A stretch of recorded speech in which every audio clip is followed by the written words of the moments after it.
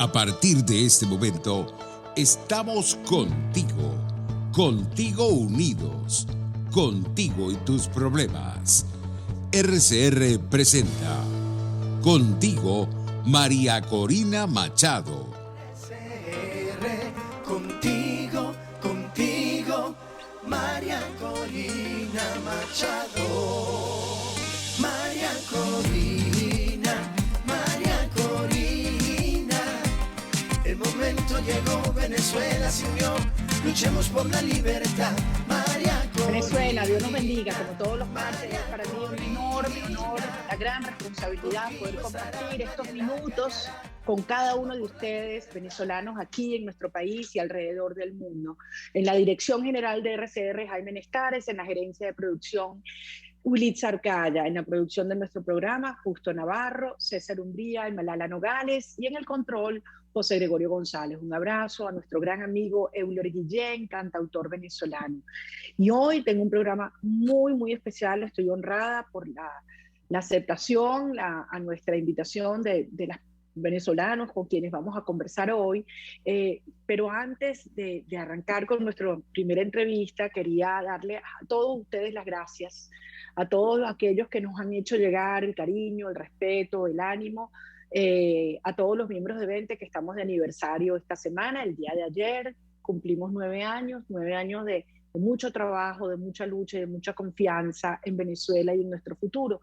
Así que les quiero decir que nos ha conmovido y nos llena de entusiasmo el saber que tantos venezolanos confían en la organización y en sus principios. Yo escribí una carta a cada uno de los afiliados de Vente, es una carta muy larga, no se asusten, no voy a leerla, pero solo quiero hacer referencia a 2 de sus párrafos. Al principio yo digo, el nuestro ha sido un recorrido intenso contra la corriente, pero con un norte claro y firmes principios. Cuando hace menos de una década decíamos que íbamos a construir un partido liberal en Venezuela, muchas personas nos llamaron locos o idealistas, pues les resultaba imposible creer que las ideas del libre mercado, el capitalismo, las ideas a favor de la propiedad privada y de la libertad individual subieran cerro o pudieran penetrar la Venezuela profunda.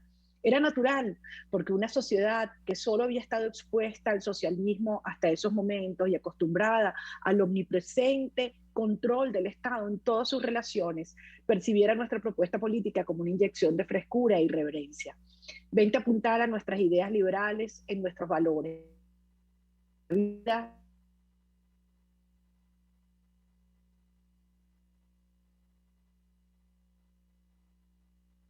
Derecho, entre otros. Además, creemos firmemente en una forma de hacer política diciendo la verdad por la calle, el medio, aspirando a la... Por eso siempre incentivado el debate respetuoso y apasionado e innovado con nuestras ideas y soluciones para el país. Yo sé, las voy a compartir por mis redes sociales, que amamos nuestro país, que compartimos estos valores y que jamás dejaremos de luchar por la libertad y por el bienestar de todos nuestros compatriotas. Como les decía al principio, hoy tenemos un programa muy especial. En esta primera parte nos acompaña Monseñor Mario Moronta. Monseñor Moronta es un hombre que ha dedicado su vida a la lucha por Venezuela, a los venezolanos más necesitados y, por supuesto, a promover las ideas cristianas. Tiene una larguísima trayectoria en el servicio eclesiástico, desde sus años de inicio allá en Los Teques, que Monseñor me corregirá, como no nos tiene que decir, Monseñor, hace cuánto fue eso, pero actualmente y desde hace mucho tiempo está al frente de la diócesis de San Cristóbal y es en este momento vicepresidente de la Conferencia Episcopal Venezolana. Monseñor, creo que en un momento de tantas dificultades, para algunas personas de tanta oscuridad, de tanto temor, de tanta incertidumbre, siempre es muy importante escuchar las voces de aquellos que jamás se han callado y que sirven de guía, de pastor y de esperanza a toda una nación. Usted además, nada más y nada menos que desde el estado Táchira, que ha padecido desde hace muchísimo tiempo los estragos de los grupos criminales a sus anchas en este territorio, pero más recientemente como como protagonista, y usted ha sido allí, lo ha visto y lo ha vivido en carne propia, el horror que hace la huida, como nuestro país se va vaciando, entre otros puntos, por el puente Simón Bolívar y allá en su estado Táchira, y tantos desplazados que huyendo al hambre, al dolor y a la violencia dejan nuestro país. Quería hablar con usted porque usted ha hecho alertas importantes y empezaría por preguntarle, bueno, su evaluación de la situación de nuestro país en este momento y su primer mensaje a los venezolanos que hoy nos escuchan. Y gracias por acompañarnos, por supuesto. No, gracias por la invitación, María Corina. Esperamos que estos minutos que vamos a estar conectados pues nos permitan compartir ideas y algunos mensajes, ¿no? Y te agradezco la referencia a la frontera, que siempre ha sido como muy olvidada por mucha gente, y ha sido olvidada porque, bueno, la gente piensa que en la frontera termina Venezuela, y es todo lo contrario, es en la frontera donde nace Venezuela, incluyendo la frontera marítima. Y la frontera no es una especie de línea geopolítica que encierra, sino más bien, al menos en nuestra experiencia aquí, es una cultura, me atrevo a decir, como una especie de nación binacional, vaga el barbarismo, donde Venezuela se integra con el resto del mundo, y que en los últimos 2 o 3 años hemos visto con mucha preocupación cómo es el camino, más que de entrada y de regreso de unos muy pocos, el sitio de salida, y últimamente lo consideramos no como una migración, sino como una huida de muchos venezolanos. Los cálculos más conservadores, que siempre suelen ser más ajustados a la realidad, dicen que de los 6 millones de venezolanos que están fuera, muy probablemente cerca de 4 millones de venezolanos han pasado por los caminos del Zulia, del Táchira y de Apure, también en menor cantidad por los de Brasil, buscando salir del país, sea para estar en Colombia o en los países hermanos de América Latina, o para ir a otras partes del mundo. Y eso es terrible, porque eso implica no solamente un cambio en la mentalidad del que va viendo cómo nuestras calles y carreteras se van convirtiendo en lugares de tránsito, sino también todo lo que eso significa como, dijéramos, como perspectiva de futuro. Vemos que antes veíamos que eran jóvenes, incluso en algún momento como una especie de moda irse del país, pero es que en los últimos meses, en el último año, incluyendo los tiempos duros de la pandemia, estamos viendo muchas familias pobres, que venden sus poquitas cosas que tienen y se vienen con lo poco que tienen, valga la repetición, para ver si consiguen un mejor tenor de vida. No es que vayan buscando mejores cosas, sino un mejor tenor de vida. Y eso es terrible, porque a lo largo del camino, pues sienten el desprecio, sobre todo de las autoridades, sienten la solidaridad de mucha gente. Te voy a contar una anécdota que poca gente lo conoce, pero que habla un poco de esa solidaridad de la gente. Pero antes de pasar a ello, quiero decirte que eso es una situación que quizás no es tan valorada en el centro, en otras partes, porque ven la gente salir, pero no ven la gente pasar, y nosotros eso nos golpea mucho. Lo que te quería contar es que en San Antonio del Táchira, que es por uno de los lugares por donde más pasa gente, hay un barrio que fue el barrio donde se hizo aquella deportación hace varios años atrás, 4 o 5 años atrás, que se llama Nueva Barina, y es gente muy pobre. Algunos de ellos regresaron, otros quedaron allí, pero es una zona muy pobre.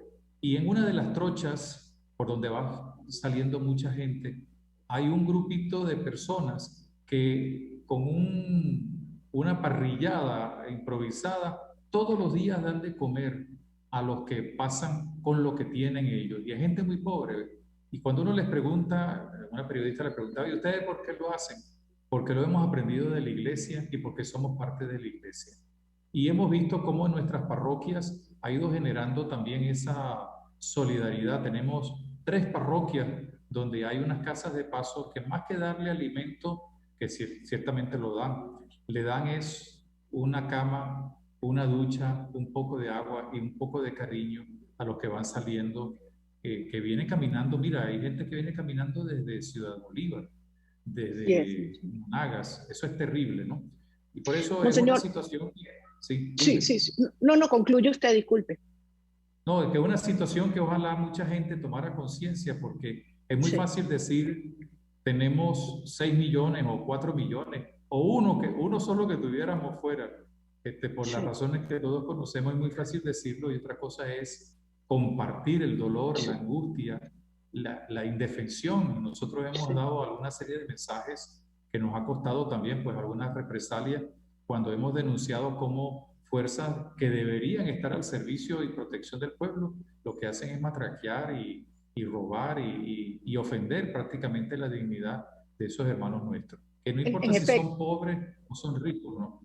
sí, en Sí. efecto, yo creo que el rol de la diócesis de San Cristóbal es muy importante y como usted dice, quizás no todos los venezolanos tienen conciencia de ello, al extremo que hay un acuerdo, un convenio interno en que la diócesis de San Cristóbal le da apoyo a todas las diócesis fronterizas, desde Perijá hasta, hasta, hasta el Delta, que no habían vivido sino hasta más recientemente este horror que usted describe de los venezolanos huyendo. Y hablando de los pronunciamientos, recientemente hubo un pronunciamiento conjunto de la Conferencia Episcopal Venezolana y la Conferencia Episcopal Colombiana. Yo creo que fue un hecho muy importante, inédito, Monseñor. Bueno, en cierto modo es inédito en cuanto que es un documento, ¿no? Pero no es un documento que sale porque haya habido un elemento, una situación coyuntural, sino porque es algo que nos viene uniendo desde hace muchos más años. Yo tengo 22 años en el Táchira, pero ya desde antes, había habido los encuentros fronterizos de obispos, de sacerdotes, incluso de laicos. Hemos tenido esos encuentros a lo largo de todos estos años, con las limitaciones y dificultades que a veces se nos presentan, sobre todo en los últimos tiempos. Y también donde han participado, dijéramos, personas que tienen que ver con la Cáritas, con la acción social. Este año pasado tuvimos un encuentro binacional, hace 1 año y 2 meses en Bogotá, antes de que cerraran la frontera nuevamente, para ver un poquito cómo podríamos ayudarnos en el tema de la atención de los migrantes, sobre todo porque, bueno, estábamos empezando a ver algunas reacciones, no de todos, sino de algunos grupos políticos y sociales que han generado xenofobia. Pero este último documento de las 2 presidencias de la Conferencia Episcopal, pues tenían que ver con los hechos tristemente acontecidos y que siguen sucediendo y de los cuales ahora casi nadie habla, por algunos por temores y otros por la censura que hay y otros porque, bueno, le dan vergüenza decir, reconocer lo que está pasando en el Apure. Y nuestra preocupación, ciertamente, para que haya paz, porque es necesaria la paz, y nuestra preocupación para que se respete la soberanía de cada de los 2 países y otros países también del mundo, es que se estaba prestando muy poca atención a los migrantes forzados que habían salido de La Victoria, de San Antonio, de algunos sectores hacia Arauquita. Y por eso nosotros hacíamos nuestro llamado para que la gente tuviera conciencia, primero, de que esa gente no está sola. Los que se han ido, los que están sufriendo, no están solos, como tampoco están solos aquellos que han debido irse, o tampoco están solos la gente que se ha quedado aquí a seguir la lucha. De manera que era una reafirmación del compromiso mutuo de la Iglesia y, pues, poniendo en práctica lo que nos ha enseñado el Papa Francisco. Hace 3 años él decía que la Iglesia no tiene fronteras porque es madre de todos. Y eso lo hemos experimentado aquí en la frontera. Cuando yo llegué había toda un movimiento de gente de Colombia que venía huyendo de las situaciones de guerra, de persecución que había allí. A los pocos días, a los 5 o 6 días de yo haber llegado en el mes de junio del año 99, pues me tocó comenzar a inventar lo que nunca en mi vida me había imaginado, cómo atender a migrantes que venían huyendo y en búsqueda de refugio. Ahora, como decimos en el lenguaje venezolano, la tortilla se ha cambiado y ahora El somos todos camino los es que nos están en ayudando. el otro sentido. Sí. Pues señor, yo sí creo que los venezolanos y en general, diría que todos los que han seguido de cerca la evolución de esta tragedia que estamos viviendo, reconocen la posición firme, yo diría visionaria, muy valiente de la Iglesia católica y de la conferencia episcopal a lo largo de todos estos 23 años, advirtiendo un proceso que iba deteriorando las libertades, la soberanía, el ejercicio de los derechos humanos. Eh, a finales del año pasado usted comenzó a alertar, yo diría que una de las voces que con más firmeza lo hizo, acerca del avance del Estado comunal. Y de hecho usted dijo, y lo quiero citar, con la nueva Asamblea Nacional, refiriéndose a las elecciones del 6 de diciembre, que consideramos, en mi caso, ilegítima, usted dice, se impondrá en el 2021 el inicio del nuevo Estado, el comunal, con la desaparición definitiva de todo lo que huela a Cuarta República y al pasado. Comienza la nueva etapa, la consolidación de la revolución sin necesidad de mucho esfuerzo, tal como lo había adelantado Chávez. ¿Cómo ve usted efectivamente el avance de este Estado comunal? ¿Cómo lo tangibiliza usted? ¿Cómo lo está viendo usted en este caso en las comunidades y en una zona tan crítica como la zona fronteriza? Bueno, en primer lugar, quiero decirte que ya se han aprobado, al menos en primera discusión, algunas leyes de la ciudad comunal y de todo este aparato comunal, ¿no? Que por otra parte, eso fue anunciado desde los principios del régimen de Chávez. En segundo lugar, ya se están dando una serie de pasos que quizás en este momento, porque es una cuestión de táctica también, y en eso pues hay que reconocer que a veces nosotros nos diluimos en discusiones y no hacemos análisis de lo que se está haciendo. Es que en este momento, con todo el tema planteado de esas famosas mega elecciones, de las cuales se está hablando ahora del 21 de noviembre, se está poniendo entre paréntesis no las leyes, no la ejecución, sino la discusión pública acerca del Estado comunal, pero se está imponiendo porque se está aprobando. Y las megas elecciones, como las quieran llamar, sobre lo cual podemos discutir en otro momento, no es sino una especie de respiro que este régimen se está dando para, primero, entre comillas, demostrar aparentemente que hay un Estado democrático, pero ya comienzan a verse dijéramos, las consecuencias de la implantación, porque tiene que ver incluso hasta con el mismo tema de la vacunación, etcétera.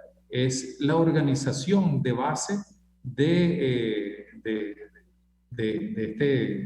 este régimen o de esta ideología o de este sistema político que se quiere imponer, que tiene tres elementos a mi modo de ver muy importantes a tener en consideración.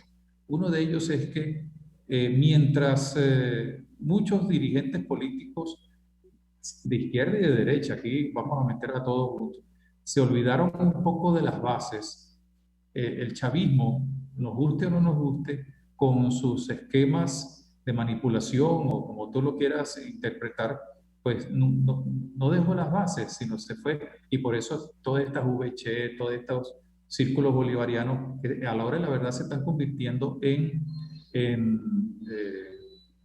grupos, consejos y grupos comunales y otras manifestaciones, pues ha sido una tarea no de ahora, esto no se está inventando ahora.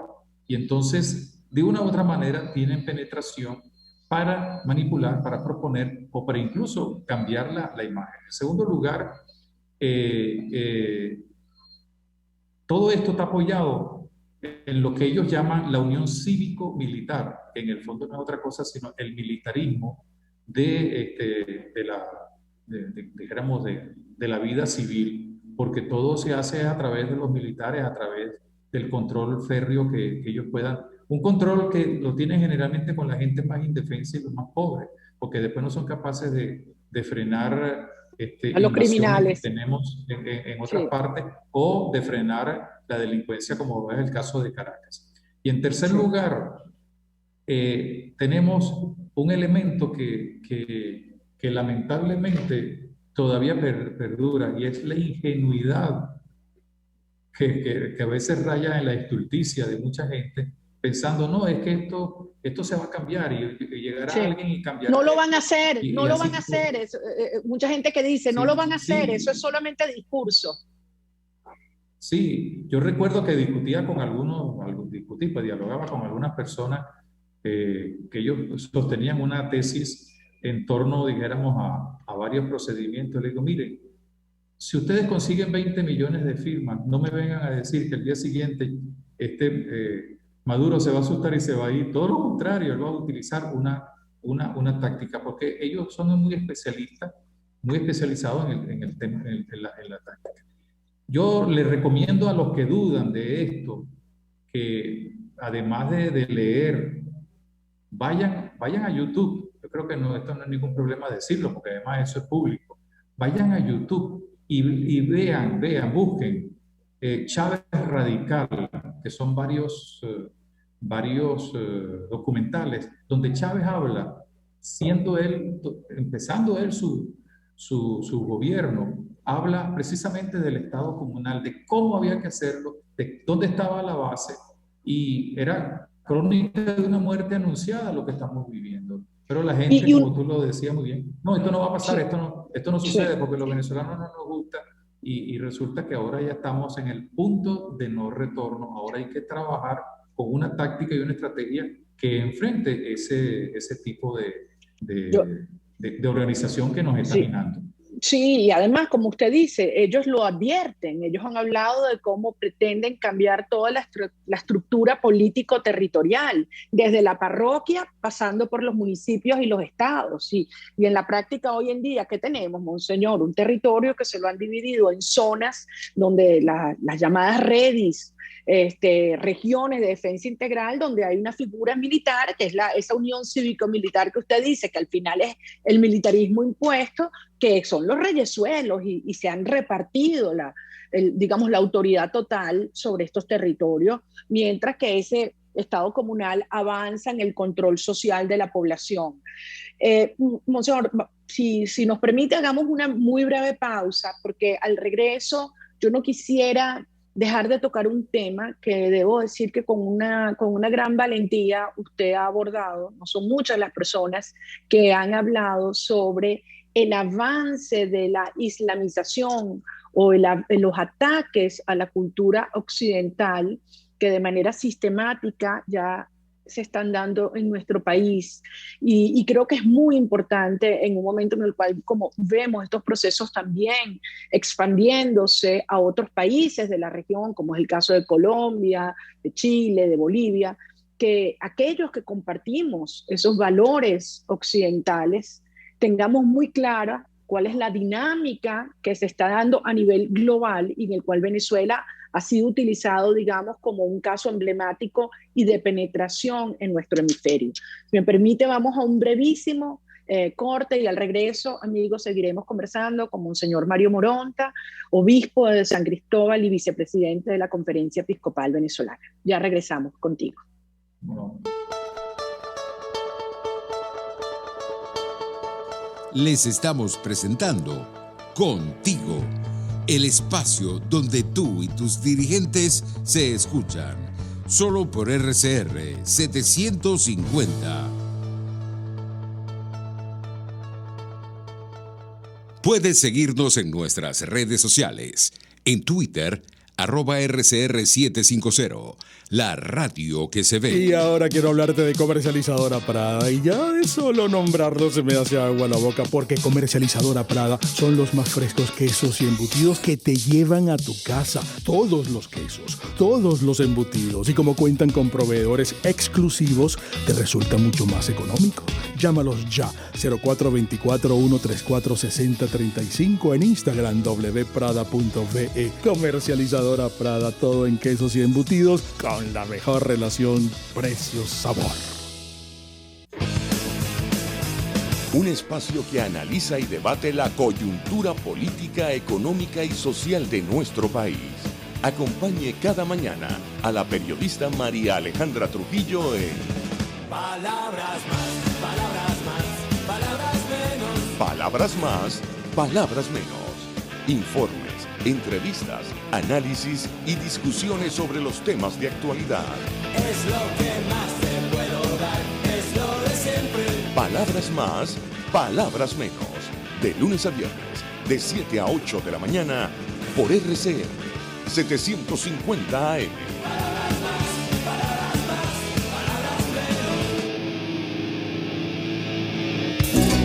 RCR 750 AM.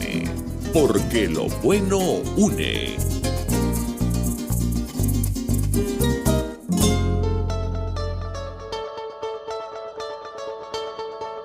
Pluralidad, libertad y respeto.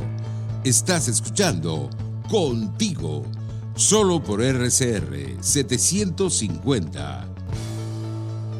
Aquí estamos, amigos, de regreso contigo, y hoy muy honrada y agradecida con el señor Mario Moronta, obispo de San Cristóbal y vicepresidente de la Conferencia Episcopal Venezolana, por compartir estos minutos con nosotros. Monseñor, usted hizo una alerta fundamental. Pocas personas se han atrevido a hablar con tanta claridad sobre el avance de la presidencia iraní en Venezuela. Usted, de hecho, dijo a este sistema o a esta régimen iraní no le interesa para nada ni Venezuela ni sus recursos, sino lo que quiere construir es una base geopolítica, geoestratégica en este hemisferio. Efectivamente, no todos quieren reconocer la amenaza que avanza hacia los valores occidentales, la cultura occidental que se deriva de las ideas, las creencias judeocristianas, la filosofía grecorromana, y que para mí el resultado más importante es la democracia liberal, con todo lo que ella implica de valor a los derechos humanos y las libertades y la igualdad de todos los ciudadanos. Pero hay un ataque, y parece que muchos en Occidente no solo no se dan cuenta, sino que se dejan utilizar para socavar los propios pilares de nuestra cultura occidental. ¿Usted puede describirnos un poco cómo ve esta amenaza creciendo en Venezuela y en las Américas en general en este momento? Sí, lo tengo que decir con mucho temor y temblor, porque en algunos casos puede ser malentendida. Esto no es un problema de lucha religiosa, primero que nada, porque yo sostengo desde mi fe, pues también, la necesidad del diálogo interreligioso. Y esto no es un problema de diálogo o no diálogo interreligioso, sino es otro tipo de problema. Y cuando hablamos de la islamización, no hay que verlo en el sentido, dijéramos, de que se quiere imponer una religión, porque a lo mejor tú no impones la religión, pero sí impones los criterios culturales de tu ambiente. Hace unos 18 años, fíjate bien, hace 18 años, en una reunión de la Conferencia Episcopal y donde había participando gente de varias instituciones, yo hice una denuncia diciendo de que, porque la gente tenía miedo de los cubanos. Yo no digo que no haya que tenerle miedo a los cubanos, pero yo decía, pero no dejemos a un lado los 12.000 iraníes que en ese momento había en Venezuela. Estoy hablando de hace 18 años. Y que estaban penetrando no tanto por cuestiones, dijéramos, de tipo ideológico, sino buscando puestos clave. La fábrica de bicicletas, que entonces a la hora de la verdad se dio o no se dio allá en Ciudad Guayana, y otra serie de empresas. Pero en el fondo lo que estaban era buscando un empoderamiento de ciertos sectores donde ellos pudieran después ejercer una cierta influencia. A mí me dijeron que yo soy caraqueño, no tengo nada en contra de los maracuchos, pero me dijeron, tú estás como los maracuchos exagerando. Y le dije, no, pero es que no. En ese momento había 12.000, más o menos 12.000 iraníes. Solamente un una persona de mucha prestancia a nivel nacional me dijo, Monseñor Moroto tiene razón. Pero luego, en el pasar de los años, los acontecimientos me van dando la razón. Ahora no es solamente, dijéramos, una penetración para cuestiones de tipo económico, sino porque tienen un objetivo de tipo geopolítico, y es la penetración desde Venezuela, que Venezuela y Colombia tienen una posición muy importante en el campo de la geopolítica mundial, pero a través de Venezuela sigo llegando, de hecho, están penetrando desde aquí a otros países, a veces con propuestas de tipo cultural, de intercambio, pero en el fondo es un empoderamiento. No me gusta mucho esa palabra, pero la suelo utilizar porque es la que la gente entiende. Un empoderamiento de sectores claves de nuestros países. ¿Y cuáles son esos sectores claves? Bueno, las industrias básicas, al menos el control de las industrias básicas o de la producción, por ejemplo, aquí del uranio y de ciertos materiales estratégicos. Y luego el control de las fronteras y el control de la estrategia militar, que eso de eso nadie quiere hablar, porque todo el mundo habla, no, de los cubanos, es que los cubanos, hay que tenerle miedo. Yo no le digo que no. Nosotros, a lo que verdaderamente le deberíamos tener miedo es a la injusticia de los venezolanos que piensan que aquí no está pasando nada y que esto se puede arreglar. Y por eso, bueno, de hecho, momento, Monseñor, perdón que agregue algo allí. Sí. Hay información y hay evidencia que así como las relaciones, digamos, de inteligencia, de comunicaciones financieras y militares con Irán se han fortalecido también con Rusia.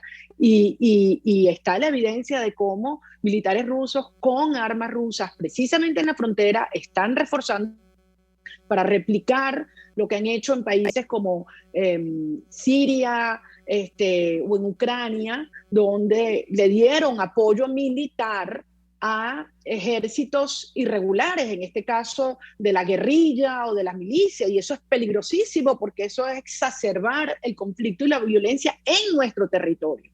Y eso está pasando, o sea, el que lo quiera negar es porque, bueno, está como la avestruz y cree que así se va a salvar. Sí, no, y además otra cosa, nosotros vemos los efectos de eso con una actitud que uno la empieza a sentir en todas partes, que es la indefensión. Porque ¿a dónde vamos? ¿A dónde acudimos? ¿A quién nos escucha? ¿Quién nos hace caso? Y eso es terrible, ¿no? Volviendo un poco al tema de la islamización, por eso yo hay que evitar que entrar ahí en el campo de lo religioso, del diálogo religioso. Porque, sí, por ejemplo, el Papa Francisco y ya desde el Papa Pablo VI había comenzado, y cómo se logra que cuando hay un acuerdo se pueda trabajar en conjunto, porque a la hora de la verdad lo importante es el ser humano.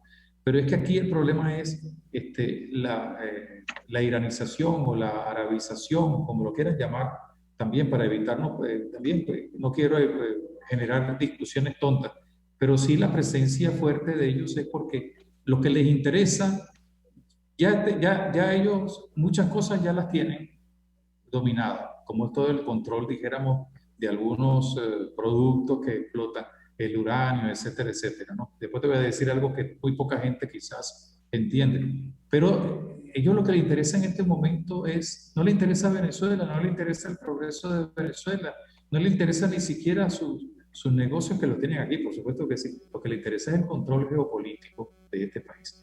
Y desde aquí pues a todo lo que es el continente suramericano y parte centroamericana. Entonces eso hay que tenerlo en cuenta porque a la hora de la verdad es uno de los elementos con los cuales tenemos que enfrentarnos en el futuro. Fíjate, aquí siempre se habló de que los aviones de Conviasa eran los que sacaban el uranio para Irán. Eso puede ser que algo haya salido por ahí, pero no es así. El uranio de Venezuela, ¿hacia dónde iba? Acuérdense que era la época de Lula y todo y compañía. Y sigue todavía saliendo por allí hacia Brasil, porque Brasil quiere convertirse en una potencia nuclear. Y es muy fácil porque a través de los ríos lo puede sacar.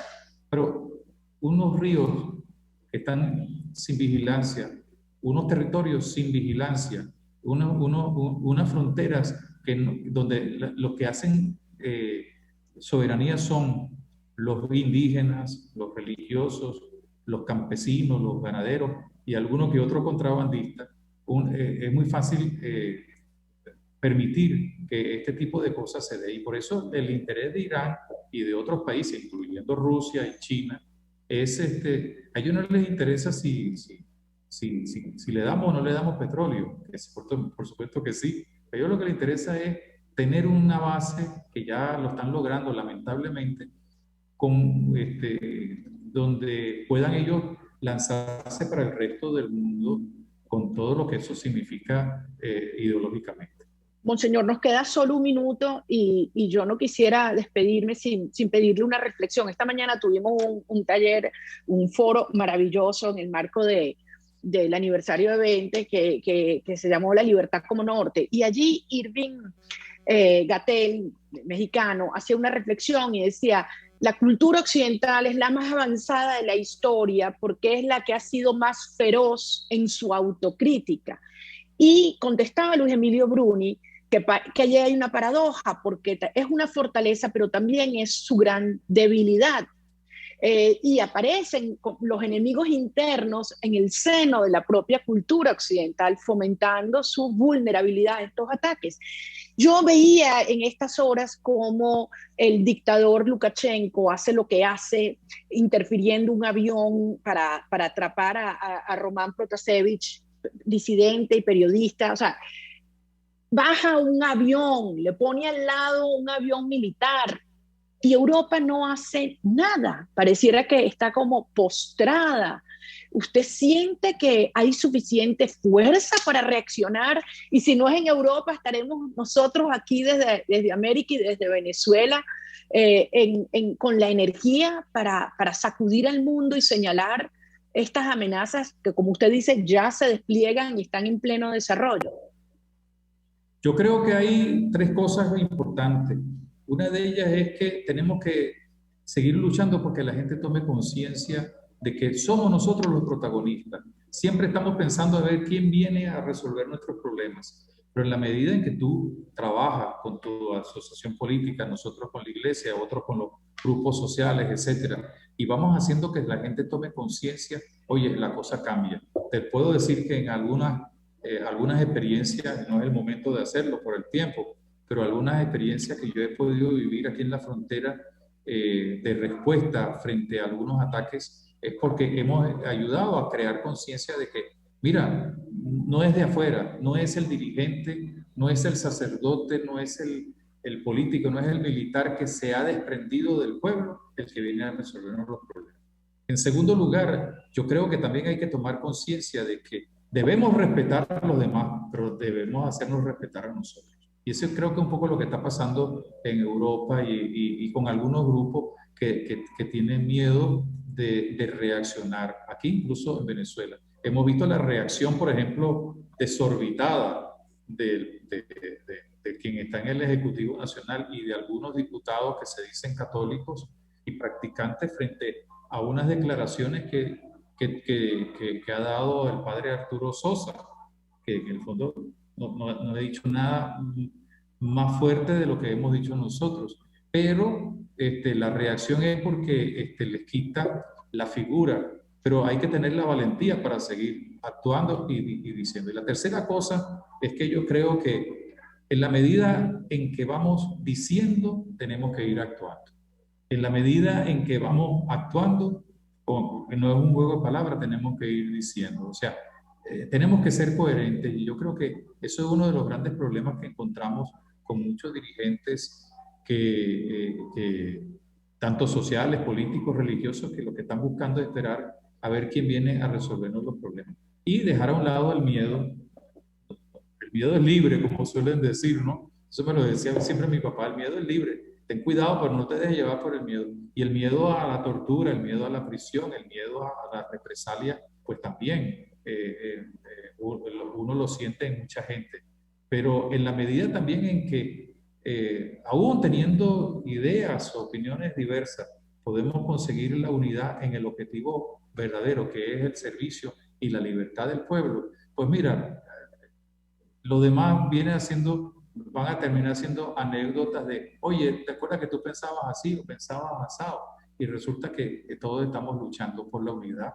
No una unidad solamente en lo político, sino también en lo cultural, en lo social y sobre todo en el objetivo de alcanzar, bueno, salir de esta pesadilla con un agravante, y es que los que tenemos muchos años nos encontramos con que hay niños que aprendieron a vivir en medio de la pesadilla y nunca han visto el horizonte de los dulces sueños. Tenemos allí una enorme responsabilidad como generación. Monseñor, yo le agradezco enormemente su tiempo. Gracias a Dios no se le fue la luz y no funcionó el internet y esta tan ansiada conversación tuvo lugar. En nombre de los venezolanos le agradezco su firmeza, su claridad y como decía su papá, enfrentar y superar el miedo, eso es lo que nos hará libres. Así que le agradezco muchísimo, cuídese mucho y nuestro cariño a toda la gente del Táchira y de la frontera que están viviendo de manera exacerbada los males que hoy vive todo el país. Pero no están solos y los acompañamos y seremos siempre una voz de alerta, de denuncia y de construcción. Así que bueno, un fuerte abrazo, Monseñor, y muchísimas gracias por habernos acompañado hoy. Bueno, ánimo y adelante. Yo lo suelo decir desde el punto de vista religioso, en el nombre de Dios, pa'lante. Amén. Gracias. Así Dios es, te con bendiga. fuerza. Muchas gracias, bendición. Cuídese mucho, Monseñor Moronta, obispo de San Cristóbal, vicepresidente de la Conferencia Episcopal, acompañándonos allá desde el Táchira, estado fronterizo. Amigos, vamos a una brevísima pausa y al regreso les tengo una sorpresa maravillosa. Ya volvemos contigo.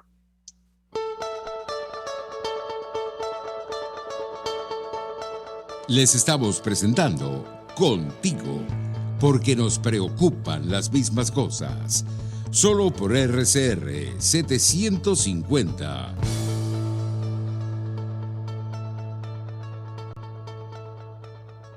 Puedes seguirnos en nuestras redes sociales. En Twitter, @RCR750, la radio que se ve. Amigos, nace un nuevo concepto de farmacia en Venezuela. Farmacia CVS y más. Todo lo demás. En Farmacia CVS, en español CVS, lo consigues todo en un solo lugar. Salud, belleza, hogar y comida. Un nuevo concepto en todo para un nuevo concepto de vida. Farmacia CVS y más está en el CCCT nivel C1, frente a Beco y al lado del Banco Mercantil. En Instagram, FarmaCVS. Farmacia CVS y más. Todo lo demás. Un espacio que analiza y debate la coyuntura política, económica y social de nuestro país. Acompañe cada mañana a la periodista María Alejandra Trujillo en Palabras más, palabras más, palabras menos. Palabras más, palabras menos. Informes, entrevistas, análisis y discusiones sobre los temas de actualidad. Es lo que más te puedo dar, es lo de siempre. Palabras más, palabras menos. De lunes a viernes, de 7 a 8 de la mañana, por RCR 750 AM. Palabras más, palabras más, palabras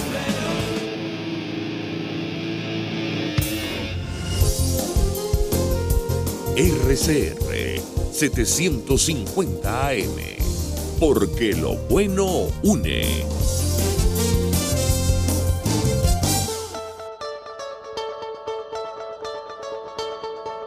Les estamos presentando Contigo, el espacio donde tú y tus dirigentes se escuchan.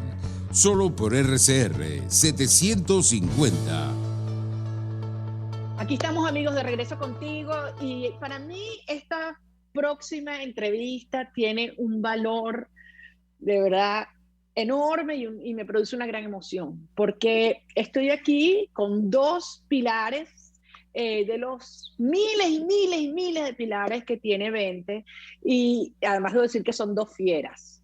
Una que está en Vente desde el primer día, Marta Hernández, nuestra coordinadora de Mérida, y otra fiera que tiene poco tiempo, pero que está al frente nada más y nada menos que el municipio San Francisco, uno de nuestros líderes Fénix, Johanna López. Pero como en toda familia, un hijo puede venir mucho antes y otro mucho después, y al final son los dos hijos. Así que así nos sentimos en 20. Somos parte de una familia, aunque tengamos mucho tiempo o poquito, somos igualmente esenciales para la construcción de un proyecto de transformación. Así que, Marta, vamos a darle chance a la que llegó más recientemente. Y Johanna, yo quería que tú nos contaras un poco cómo has vivido este tiempo en la organización, cómo fue eso de meterte a política y bueno, ¿qué respuesta estás sintiendo en un momento tan duro y en una ciudad, una comunidad tan sometida a tantas circunstancias extremas como es nada más y nada menos que San Francisco? Bienvenida. Gracias, María Corina. De verdad, de todo quiero felicitarte por tu constancia, por haber iniciado este proyecto tan hermoso, que es un proyecto de verdad que realmente es de la ciudadanía, porque somos los ciudadanos los dueños de ese proyecto y quienes lo vamos a realizar y lo vamos a ver realizado, en fin, como es tierra de gracia. Estamos enamorados del proyecto, enamorados de nuestra libertad, que es la que necesitamos recuperar en estos momentos. La Johanna de la primera vez, de cuando entró a 20 Venezuela, está totalmente transformada, totalmente renovada, totalmente comprometida. Definitivamente, así como yo, hay muchos ciudadanos que entendimos que la política no es para dejarse a los mismos políticos de siempre, que el ciudadano debe incorporarse, debe hacerse responsable para que la transformación del país sea de raíz, de corazón, con sentido de pertenencia, porque somos ciudadanos servidores en formación política en 20 Venezuela. Así lo veo yo, somos servidores en formación política, porque cuando decimos no, somos políticos, quizás esa etiqueta la han destruido, han destruido lo que es el nombre de la política. Cuando dicen política piensan en sinónimos ladrón, corrupto y todo eso, y sabemos que eso no es así. Sabemos que nosotros tenemos la capacidad y nos estamos formando para demostrar que la política con ética, con valores y sentido de pertenencia se puede hacer, y lo estamos demostrando en cada rincón. Sabemos que en el estado Zulia ha sido un estado muy golpeado por el régimen, por todos los sistemas de básicos que son el agua, la electricidad, todo eso. Estamos todos los ciudadanos bastante afectados y sabemos que unos sectores peores que otros, pero si no entendemos, si no ponemos los pies en la tierra y hacemos sentir al ciudadano de que estamos comprometidos con ese cambio, pero que también tienen que entender que tenemos que cambiar la ruta, porque no es cambiar del avión, es cambiar la ruta. No podemos decir, no, que bueno, ya tienen que dejar de pensar de que, bueno, que él robó, pero hizo, eso no existe. Hacer es una obligación y robar definitivamente es un delito, porque si te llevas un lápiz de un ministerio, definitivamente tienes que pagar por eso. Nosotros hemos llevado mensajes a cada sector de Venezuela, acá de San Francisco, y bueno, digamos que de Venezuela, porque los mensajes se transmiten a nivel nacional cuando los colocamos en las redes sociales, pero hemos tratado de abocarnos en concientizar al ciudadano que debemos ser parte todos y que de cualquier cosa que podamos aportar cada uno es bastante importante para nuestro país. Gracias, Johanna. Y de verdad que uno te oye, y a mí, yo cada vez que estoy contigo y te escucho, me llena de energía, igual que Marta, que tiene ese látigo, porque allá en Mérida, bueno, todo el mundo trabajando muy duro y además con una disciplina enorme y dándole siempre un valor sumamente importante al área de la formación. No en balde esta señora, esta gran líder, es profesora de la Universidad de los Andes. Marta, tú estás desde el primer día. ¿Qué es lo que has visto evolucionar en estos 9 años y que tú dirías que quizás este aniversario es distinto a los anteriores? ¿Me escuchas bien? Sí, perfecto. Ah, qué bueno. Bueno, si por casualidad se cae, por favor me disculpan, pero bueno, aquí en Los Andes no gozamos de muy buena conexión. Mira, yo creo que la transformación más importante que hemos vivido los ciudadanos, no solo los que estamos en 20, sino a todos los que 20 hemos logrado inspirar es un proceso de crecimiento personal, de creer en nosotros mismos, de creer que somos capaces de convertir a Venezuela en una nación desarrollada, en una nación próspera, en una nación que genere conocimiento, donde podamos servir al país. Joana decía algo muy importante, y es que los que estamos en 20 estamos deseosos de poder servir al país. Pero hay un detalle. 20 nace como una aspiración ciudadana de vivir en libertad, donde los ciudadanos seamos respetados de verdad. Y por eso es que los que hemos decidido hacer política con ética desde una plataforma como 20 Venezuela, es porque estamos dispuestos a servir al ciudadano. Y para servir al ciudadano, tú lo mencionabas, en Mérida y en todo el país se le da mucha relevancia a la formación, porque es que para poder servir de la mejor manera, tenemos que ser los mejores. Tenemos que demostrar con hechos y con esfuerzo personal, con trabajo personal. Ahí creo que se nos cortó un poco, Marta, ¿me escuchas? Vamos a ver si retomamos a la conexión con Marta allá en Mérida, pero aprovecho que ahí estoy viendo a José Amalio manejando.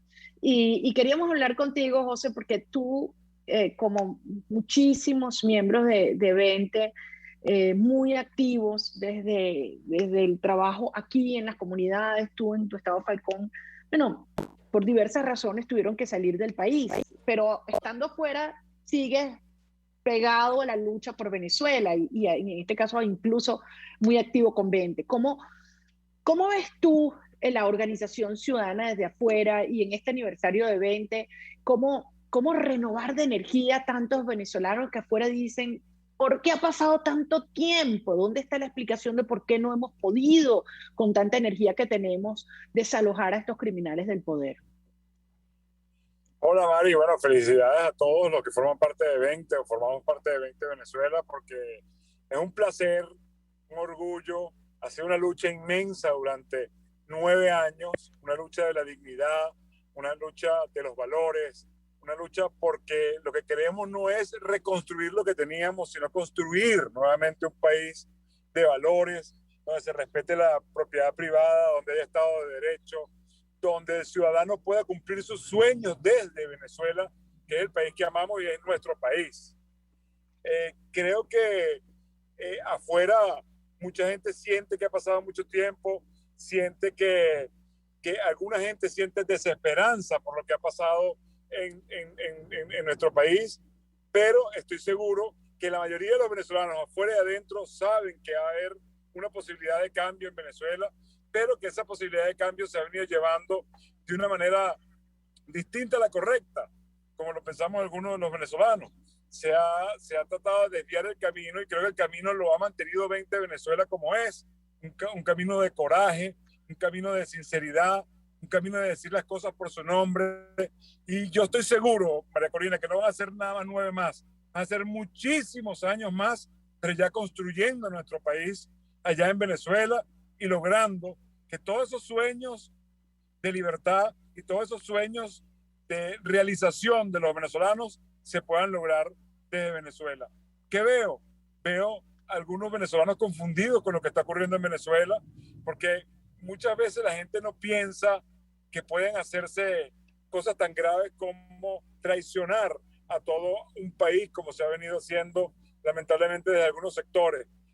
Pero estoy seguro que la mayoría de los venezolanos sabemos que así como se acabó la democracia, como la democracia hoy en Venezuela está muerta, feneció, no existe, y por lo tanto la vía no es por vía democrática o de diálogo falso con una banda criminal, muchísimos venezolanos en el mundo arraigamos o guardamos la esperanza de que podamos salir de este régimen, y lo vamos a hacer, como lo hemos dicho, desde 20 Venezuela.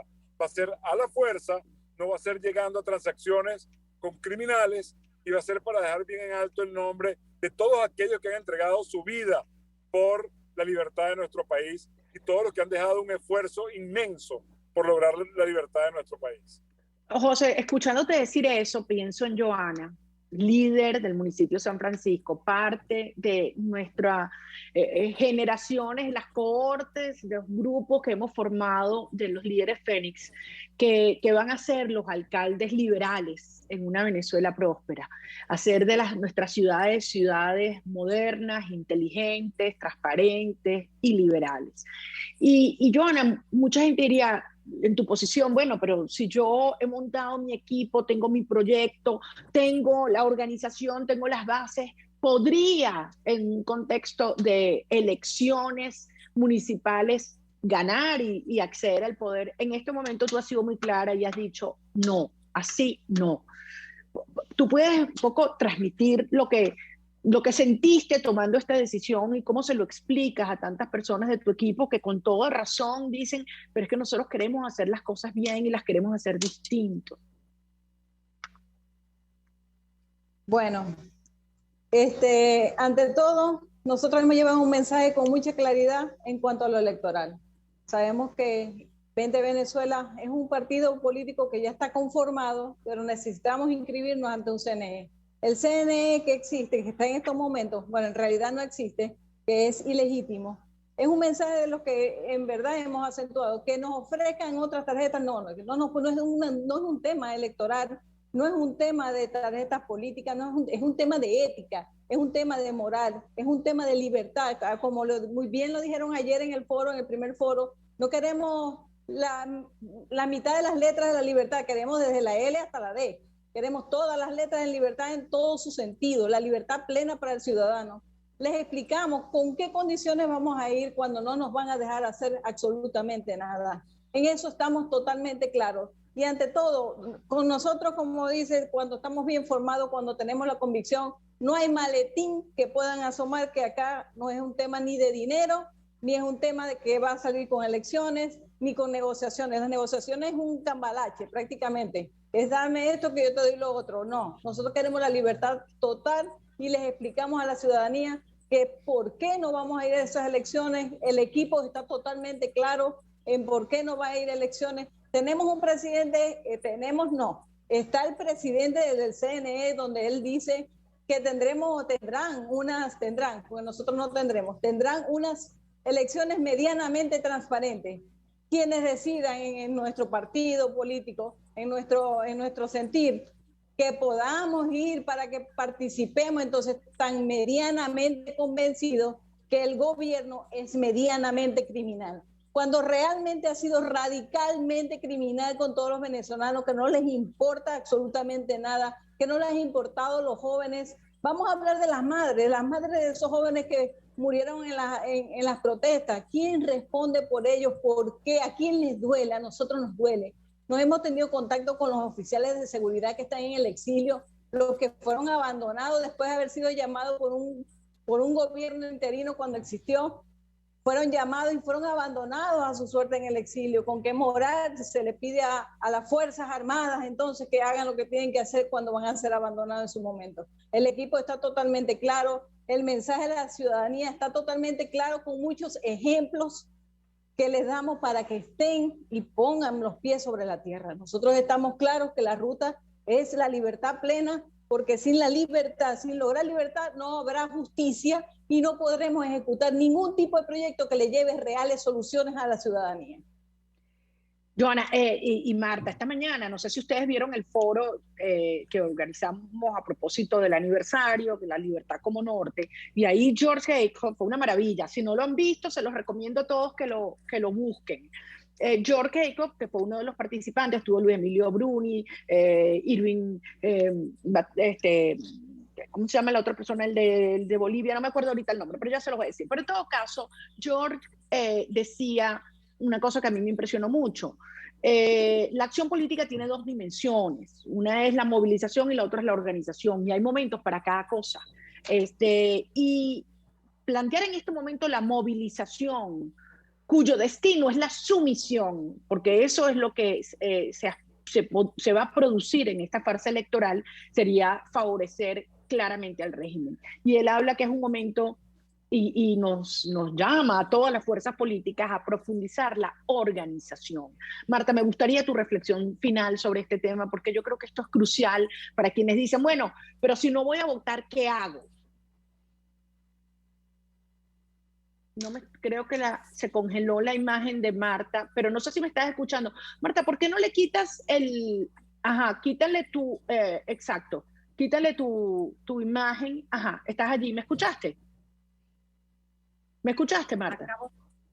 Acabo de entrar. No, que yo te decía que esta mañana George Jacob hablaba sobre la importancia de la organización cuando la movilización no es posible por un contexto, bien sea en este caso, además agrégale la pandemia, la falta de gasolina y por supuesto un llamado que es claramente a la sumisión, como sería en este proceso electoral. O sea, él habla de la importancia que la acción política se concentre en la organización ciudadana. ¿Me escuchas, Marta? Creo que tenemos graves problemas de comunicación con Marta y ya se nos está acabando el tiempo. No sé si José, tú querías, José Amal, Aquí está Marta de vuelta. ¿Me escuchaste?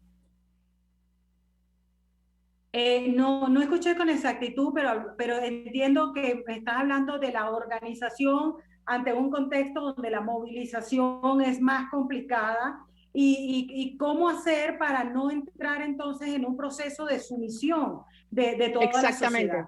Bueno, lo primero es que la organización es clave.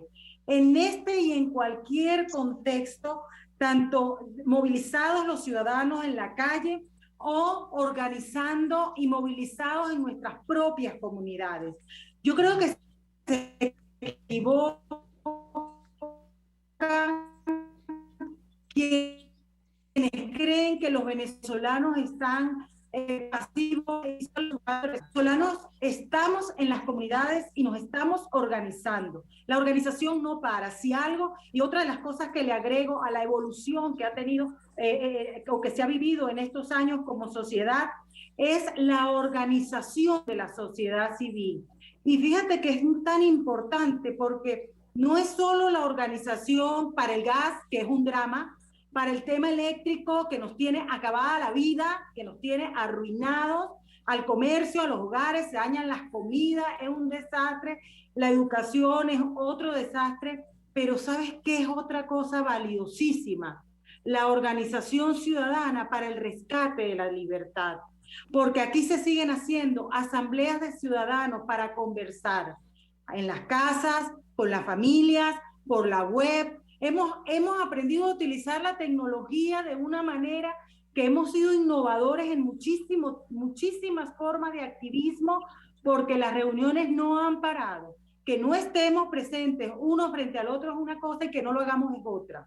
Los venezolanos estamos clarísimos de que para poder alcanzar la libertad tenemos que estar organizados aquí adentro, como en la lucha por esta libertad. Ahora, que la movilización, como nos las quieren vender en este momento, no, es que hay que ir a esa farsa electoral porque eso permite la movilización ciudadana, esa es una gran mentira y los venezolanos estamos claros de eso. Nosotros hemos entendido, y eso es otro elemento importante, haber podido entender lo duro de lo que estamos enfrentando, pero también lo maravilloso de lo que podemos construir. Y no quiero cerrar sin contarles que fue la primera parte donde se me cortó. Ver a los municipios del interior del estado Mérida, cómo empiezan ellos mismos a diseñar la visión de su municipio, para dónde quieren ir y cómo quieren que sea ese municipio en libertad. Eso es una cosa grandiosa y eso nos da muestras de la Venezuela, tierra de gracia que vamos a construir. Porque si algo es seguro, y este mensaje quiero transmitírselo a todos los venezolanos, si algo es seguro es que los venezolanos vamos a ser libres y vamos a tener un país grande y vamos a hacer referencia en Latinoamérica, no solo en libertad, sino también en prosperidad y en respeto al ciudadano.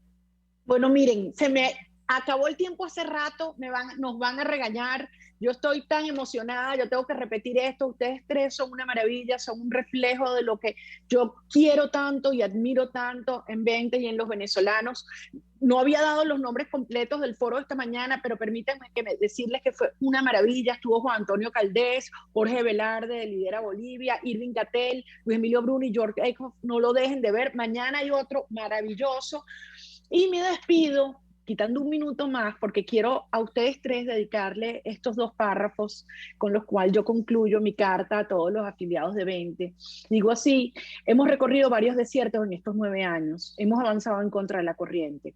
Hoy, una vez más, el régimen recurre al miedo, a la extorsión, al engaño y al dinero para confundir o quebrar individuos. Pero la sociedad venezolana ha sufrido mucho con cada desengaño y cada traición. Por eso, esta vez, este nuevo desierto no lo recorremos solos. Son muchos los venezolanos aquí y alrededor de todo el mundo que encuentran en 20 un referente de lucha coherente e íntegra, que comparten nuestras ideas y confían en nuestros líderes. No los defraudaremos. La nueva Venezuela, la que se levantará de estas ruinas, la que acogerá de regreso a sus hijos expulsados, la que con orgullo recordará siempre a cada uno de los caídos, la que promoverá el perdón una vez que haya verdad y justicia, la que se asegurará de que cada niño nacido en ella tenga la oportunidad de vivir una vida digna y productiva, la nación rica y diversa en cultura. Por fin, la República Liberal Democrática es la que nos impulsa a seguir, a nunca dudar de nuestros principios, a confiar unos en otros, porque sabemos que lo vamos a lograr. 20. Dios los bendiga, muchísimas gracias. Nos vemos, claro que sí, José, nos los vamos a traer de vuelta a todos los que se han ido y tendremos una gran nación, con muchísimo queremos trabajo. a la familia venezolana. Los queremos muchísimo. Feliz aniversario, los quiero mucho, y a todos ustedes, amigos, gracias por acompañarnos hoy aquí contigo. Dios nos bendiga.